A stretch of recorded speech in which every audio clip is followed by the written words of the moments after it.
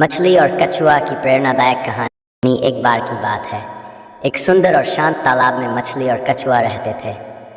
मछली पानी में तेजी से तैरने में माहिर थी, जबकि कछुआ धीमे धीमे चलता था। दोनों के बीच मित्रता थी, लेकिन अक्सर उनकी आदतें एक दूसरे से भिन्न थीं। मछली हमेशा तैरती रहती थी और कछुआ अपनी धीमी गति से सुखी रहता था। एक दिन तालाब में एक बड़ा तूफान आया। पानी की लहरें उफान पर थीं और तालाब का माहौल काफ़ी डरावना हो गया। मछली तूफान के कारण परेशान हो गई, क्योंकि उसकी तेज़ गति भी उसे सुरक्षित नहीं रख पा रही थी। उसने सोचा कि उसे कहीं और जाकर सुरक्षित स्थान पर रहना चाहिए, लेकिन कछुआ अपनी धीमी गति और स्थिरता के साथ शांत और स्थिर रहा।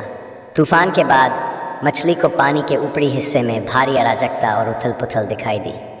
वह एक सुरक्षित स्थान की तलाश में थी, लेकिन हर जगह केवल खतरनाक स्थितियाँ थीं। वही कछुआ अपने अनुभव और स्थिरता के कारण एक गहरे और सुरक्षित स्थान पर पहुंच चुका था। उसने मछली को देखा और उसके पास जाकर कहा, मछली, मैं जानता हूं कि तूफान ने तुम्हें परेशान कर दिया है, लेकिन धैर्य और स्थिरता से काम लो। मछली ने कछुआ की बात सुनी और समझ गई कि उसे अपनी गति और व्यवहार में बदलाव करना होगा। उसने कछुआ से धैर्य और शांत रहने की कला सीखी और धीरे धीरे वह भी स्थिरता की ओर बढ़ने लगी।